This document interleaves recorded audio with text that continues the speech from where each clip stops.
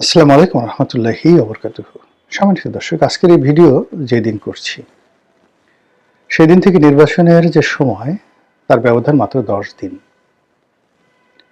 তো এই 10 দিন আগে অতীতের যে অভিজ্ঞতা, নির্বাচনের যে অভিজ্ঞতা, সেই নির্বাচনের অভিজ্ঞতায় আমরা শতভাগ নিশ্চিত হয়ে থাকি যে সুনির্দিষ্ট দিনে নির্বাচন হচ্ছে। 1। 2 নম্বর হলো যে অতীতের সবগুলো নির্বাচন কেবলমাত্র 2014 সনের যে নির্বাচন, সেই নির্বাচনের একেবারে ফল যেদিন প্রকাশিত হলো সেই দিন পর্যন্ত পুরো দেশ জাতি আশঙ্কা করেছিল যে নির্বাচন হবে না। তারপর পুরো দেশ জাতি আশঙ্কা করেছিল যে নির্বাচন হলেও সেই নির্বাচন টিকবে না। 2014 সনে আরেকটা নির্বাচন অতি সত্বর হচ্ছে, কিন্তু বাস্তবে দেখা গেল যে সেই বিনা ভোটে নির্বাচন, বিনা প্রতিদ্বন্দ্বিতার নির্বাচন, সেই নির্বাচনটি টিকে গেল 5টি বছর। এবং নির্বাচিত সরকার হিসেবে আওয়ামী লীগের যে দাপট ছিল 2009 থেকে 2014 অবধি, সেই দাপট 2014 পরে আরো বেড়ে গেল। মানে আমাদের দেশের একটা কি বাজে কথা আছে যে গাছের চাইতে মানে লতার দাপট বেশি, গাছের চাইতে পরগাছার ভাবসাব বেশি।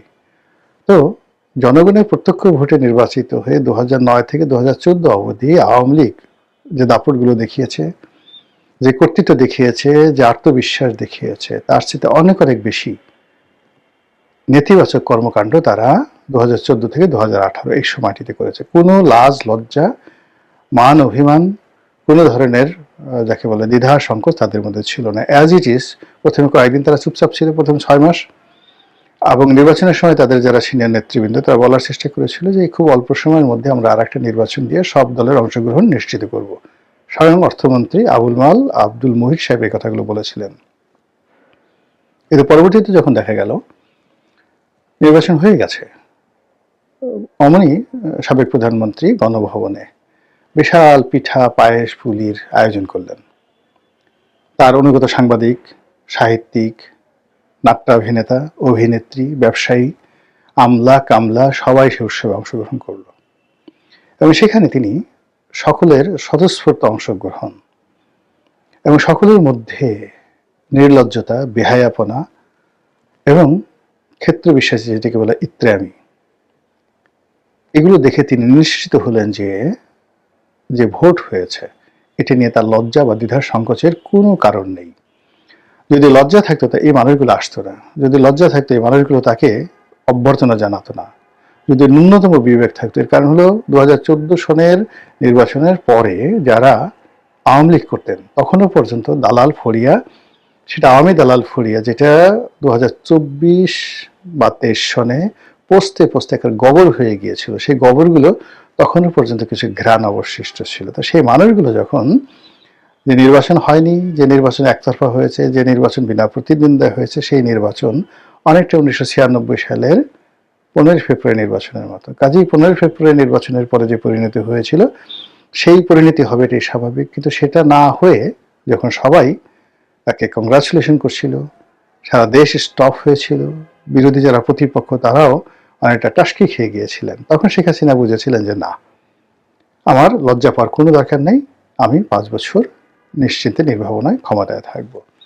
তো সেই নির্বাচনটি ছাড়া অতীতের যে নির্বাচনগুলো হয়েছে সেই নির্বাচনের পরে আমরা আগে এবং পরে আমরা সবসময় এটা নিশ্চিন্ত অনুমান করতে পারতাম কি কি ঘটতে যাচ্ছে, কে মন্ত্রী হবে, কে হবে না, কে এমপি হবে, হবে না, নির্বাচনে কে পরাজিত হবে, কে জয়ী হবে, এগুলো 90% অ্যাকুরেসি নিয়ে আমরা বলতে পারতাম। কিন্তু এবার কি হলো, এবার আমাদের দেশের কোনো জ্ঞানী গুণী পণ্ডিত কেউ আমরা বলতে পারছি না যে 12ই ফেব্রুয়ারি নির্বাচনটি শতভাগ নিশ্চিতভাবে হচ্ছে।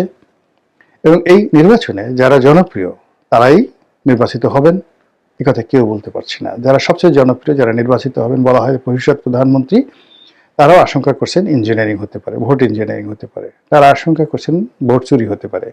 আবার তাদের যারা প্রতিপক্ষ তাদের বক্তব্য হলো ভোট ডাকাতি হতে পারে। একটি পক্ষ রাষ্ট্রীয় সমস্ত সুযোগ সুবিধা নিয়ে যে তাণ্ডব চালাচ্ছে এবং যেভাবে তারা অন্যায় অবিচার চাঁদাবাজি থেকে শুরু করে সব কিছু করে ক্ষমতায় যাওয়ার আগেই সব কিছু তারা দখল করে ফেলেছে। কাজেই ক্ষমতায় যদি তারা যায় তো স্রেফ ডাকাতি শুরু হয়ে যাবে। এই ধরনের ন্যারেটিভ নিয়ে প্রতিপক্ষের বিরুদ্ধে রীতিমতো কুরুক্ষেত্রের যুদ্ধ তারা শুরু করেছে। এই যুদ্ধের ফলাফল ভালো নয়। এই যুদ্ধের ফলে একে অপরকে আক্রমণ করছেন, একজন আরেকজনকে অসম্মান করছেন, রাজনীতির ময়দানের ভারসাম্য নষ্ট হচ্ছে এবং রাজনীতিবিদদের সম্পর্কে মানুষের যে ইতিবাচক যে চিন্তা এবং চেতনা, সেই চিন্তা এবং চেতনা নষ্ট হয়ে যাচ্ছে। এই গেল রাজনৈতিক মাঠের কথা। অন্যদিকে এখন যারা ক্ষমতায় আছেন, বলা হয়ে থাকে বা অনুমান করা হয় যে মার্কিন ডিপ স্টেটের পলিসি অনুযায়ী তারা ক্ষমতায় এসেছেন। শেখ হাসিনাকে হটানো এবং ডক্টর মোহাম্মদ ইউনূসকে ক্ষমতায় বসানো, বিপ্লবীদেরকে প্রিভিলেজ দেওয়া, এই সব কিছু একটা ম্যাটিকুলাস ডিজাইনের অধীনে হয়েছে ভেরি সাকসেসফুলি। এই কথাগুলো স্বয়ং ডক্টর মোহাম্মদ ইউনূসের যে বক্তব্য আমেরিকাতে ক্লিন্টন ফাউন্ডেশনে, সেই বক্তব্যের মাধ্যমে ফুটে উঠেছে। তো যারা ম্যাটিকুলাস ডিজাইন করেছেন, যারা ক্ষমতায় আছেন, যারা বসছেন, এখানে তো অনেক দেনা পাওনা আছে, অনেক হিসাব আছে, অনেক বিষয়বস্তু রয়েছে। তো সেই বিষয়বস্তুগুলোর একটিরও তো সুরাহা হয়নি গত 17 মাসে। তাহলে যারা ডক্টর মোহাম্মদ ইউনূসকে ক্ষমতা আনার জন্য কষ্ট করেছেন, শ্রম দিয়েছেন, বিনিয়োগ করেছেন, অথবা যারা আন্দোলন করেছেন, লড়াই করেছেন, সংগ্রাম করেছেন, জীবন দিয়েছেন, অথবা গত 17 মাসে যারা এই বাংলাদেশের সব কিছুতে আমূল পরিবর্তন আনার জন্য মাথার ঘাম পায়ে ফেলে কাজ করেছেন, অনেকে আমেরিকা থেকে চলে এসেছেন, অনেকে তাদের জীবন, যৌবন, পরিবার, পরিজন সব কিছুকে ঝুঁকির মধ্যে ফেলে দিয়েছেন, তাদের কোনো আশা আকাঙ্ক্ষা সফলতার কোনো সুরাহা হয়নি। তারা কেন এলেন এবং কিভাবে যাবেন, কখন যাবেন, তাদের ভবিষ্যৎ কি এই বাংলায়, এখন যারা সরকারে আছেন, এই বিষয়গুলো নিষ্পত্তি হয়নি। নিষ্পত্তি না হওয়ার কারণে যারা ক্ষমতাসীন আছেন তাদের ব্যাপারেও জনগণ এবং স্টেক হোল্ডার পলিটিশিয়ানস, যারা আগামীতে রাজনীতিতে গুরুত্বপূর্ণ ভূমিকা পালন করতে চান, তারা নিশ্চিত হতে পারছেন না।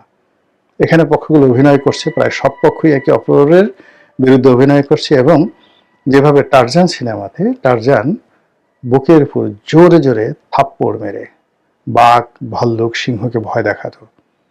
আপনারা যে সিনেমা দেখেছেন টারজান দ্য অ্যাপম্যান, এডগার রাইস বারোসের, তো সেই সিনেমাতে টারজান যেভাবে প্রতিপক্ষকে ভয় দেখানোর জন্য নিজের বুকে থাপ্পড় মেরে বিকট শব্দ করত, সে টারজানের ডাক। টেলিভিশনে আমরা ছোটকালে দেখেছি টারজান, $6 মিলিয়ন ম্যান ইত্যাদি, ইনক্রেডিবল হক, এই জিনিসগুলো দেখেছিলাম আমরা ছোটকালেতে। সেই রকম সিনেমার মতো ঘটনা ঘটছে।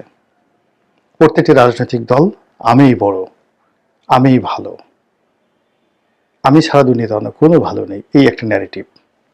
আর প্রতিটি রাজনৈতিক দল প্রতিপক্ষ খারাপ, প্রতিপক্ষ জাহান্নামী, প্রতিপক্ষ চাঁদাবাজ, প্রতিপক্ষ বেঈমান, মুনাফেক, এগুলো থেকে শুরু করে কাফির মাফের যা কিছু আছে সব কিছু বলা শুরু করছেন।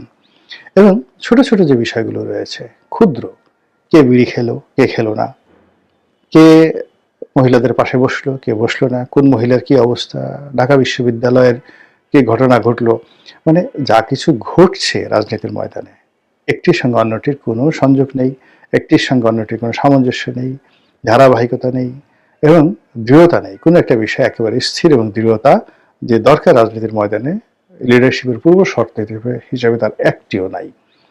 তো এই অবস্থাতে একটা দুনিয়া কাঁপানো নির্বাচন হবে, কিংবা সেই নির্বাচনের মাধ্যমে চমৎকার একটি গণতন্ত্র প্রতিষ্ঠিত হবে এবং সর্বশেষ এই গণতন্ত্রের মাধ্যমে গত সেই স্বাধীনতার পর থেকে আজ অবধি যত সমস্যাগুলো তৈরি হয়েছে আমাদের অর্থনীতি, রাজনীতি, সমাজ ব্যবস্থায়, সবগুলো ধামাচাপা পড়ে যাবে, ছাইচাপা পড়ে যাবে, অথবা সবগুলোর কবর রচনা হবে এবং সেখানে নতুন সম্ভাবনার, নতুন গণতন্ত্রের, নতুন একটি জাতি গঠনের যে শাপলাকলি কিংবা ধরুন সেই গোলাপকলি, সেগুলো ফুটে উঠবে।